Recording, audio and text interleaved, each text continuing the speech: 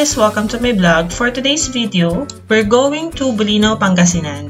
Medyo mahaba-habang biyahe at road trip ito dahil manggagaling pa kami from Bulacan.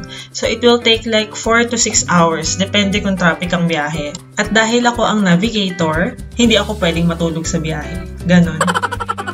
After ng mahaba-habang biyahe, syempre nagutom kami, so nag-stop by muna kami dito sa Puerto del Sol. Pagpasok namin dito, para ako siyang pamilyar. Isa pala siya sa mga resort na i-finisher sa biyahe ni Drew.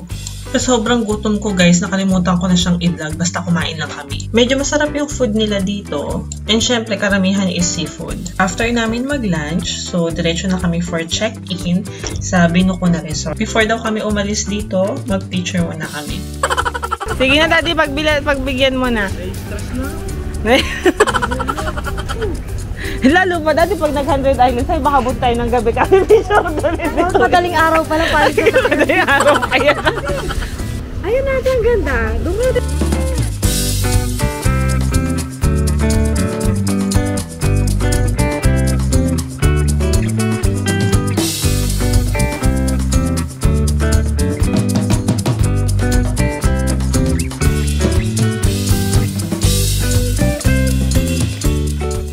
A few moments later. And this is it guys, welcome to Vero Amore Beach Resort. Sobrang ganda, sobrang linis, at sobrang tahimik ng resort na to.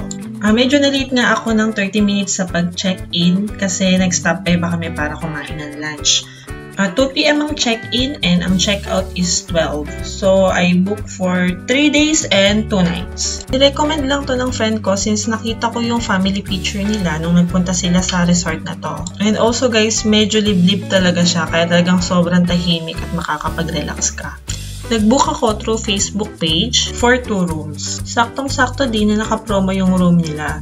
Instead na 6,200 per night, nakuha ko lang siya ng 4,200 per night sa isang room. For that payment, everything is included na. Free use of kayak and floating cottage, no parking fee, no corkage, free use of kitchen and other kitchen utensils if you want to cook your own food. All the rooms are air-conditioned with TV and private CR with hot and cold shower. At syempre, hindi mawawala ang Wi-Fi dahil Wi-Fi is life. Habang nagre-relax kami sa beach, dumating bigla si Kuya at nag-offer ng kanyang mga paninda. Mayroon siyang mga different varieties ng jewelry and most of them is made of pearl. May white pearl, meron ding black pearl. Randa, kagiba mo. Wala kayong ano ba yung birthstone ko? Sapphire? Ano, ay, anong kulay? Meron ma'am, black sapphire, meron. Sapphire nga ba yung birthstone ko? At syempre, ayan ang aking nanay at nagtitingin-tingin niya. Pasalubong daw niya sa kanyang mga friendship pag uwi namin sa Bulacan. Meron ding magandang black pearl bracelet and necklace. Habang nagche-check ang aking nanay ng kanyang mga bibiling mga pearls, si daddy tsaka si tito naglalakad-lakad din sa beach. For this morning, low tide siya so walang ganong alon kaya mas magandang maglakad-lakad sa beach. And syempre, sobrang linis ng tubig kaya kitang-kita mo yung mga small na isda na naglalanguyan dyan.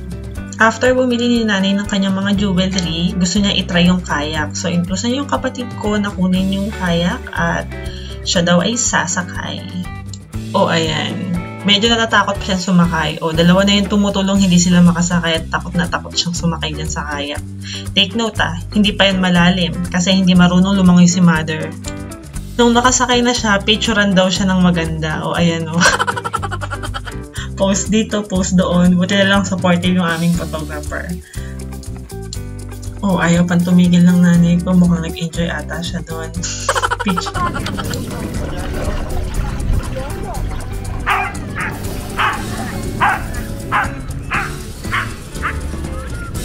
Ako, nilalayo ni Jonjo sa mga... Daddy, hanggang tuhod lang naman yan. Di naman yan na ano. Hanggang ngayon hindi pa rin natatapos mag-picture si nanay. Taas ang kamay dito, photoshoot doon. Pero parang nainggit ako. Sige na nga, pupunta na ako. Ba't ganun guys? Ang laki-laki ng likod ko. Ganun na pala ako kataba. Sige, pag yun ang pansin niyo yung likod ko, mag-picture na kami.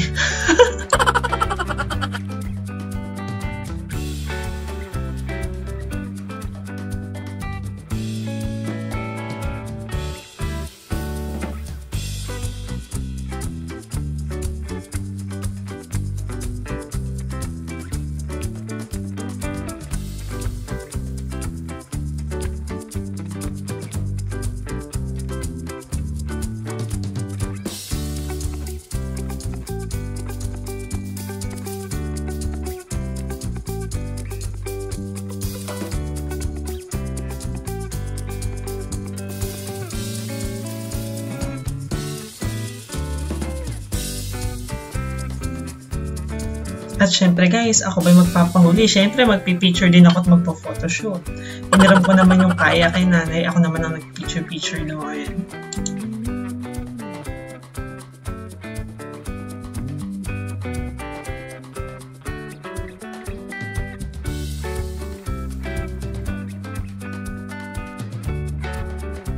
And syempre, selfie muna kami ni brother. Kala mo close na close, no? Pero lagi nag-aaway yan.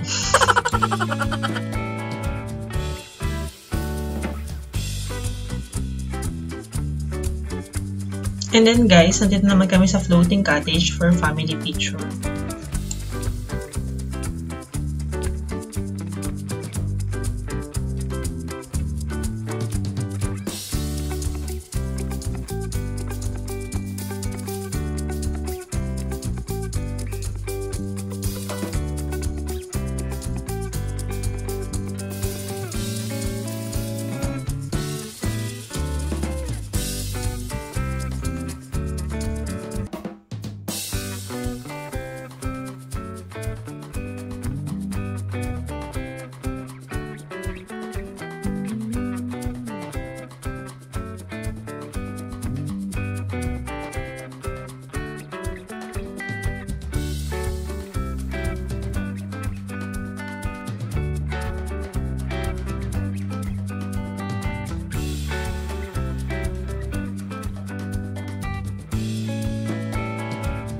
Then, after namin sa beach, nag-try naman ako maligo dito sa pool ng resort.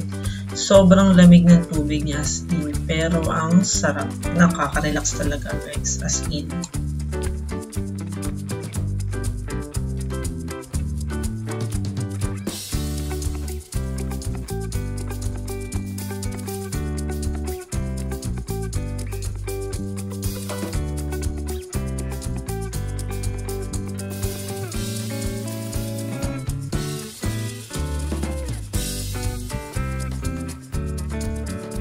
So guys, pa-check out na kami pero itong si Mother ayaw paawat. Bili pa rin ang bili ng kanyang mga pasalubong. Kaya man tayong picture dun sa resort, oh. Tara, picture. Go na go talaga to si nanay sa picture. Di mo malaman kung gusto bang mag-picture o gustong mamili ng kanyang mga pearl.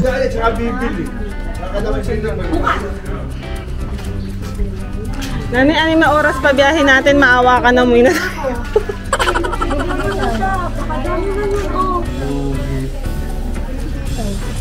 Mother!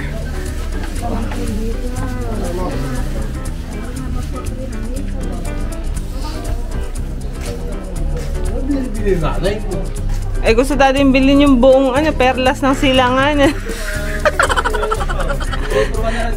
Kuya, wag ka na magpakita, uwi na kami, parang awa mo na yung nanay ko, ayaw na tumigil ka dito. Tapos isang po. Pwede i-mix yan, sir. Oo, ayun na naman po, may nakita na naman, oh. O, sige na mo. 40, naman. Sige lang kuya, uwi na kami. 40 na lang po nga, para makamit. Ako po. Alam, 40 So that's all for today's vlog. Thank you guys for watching. Don't forget to like, comment, and subscribe. And click the notification bell for more updates. Thank you!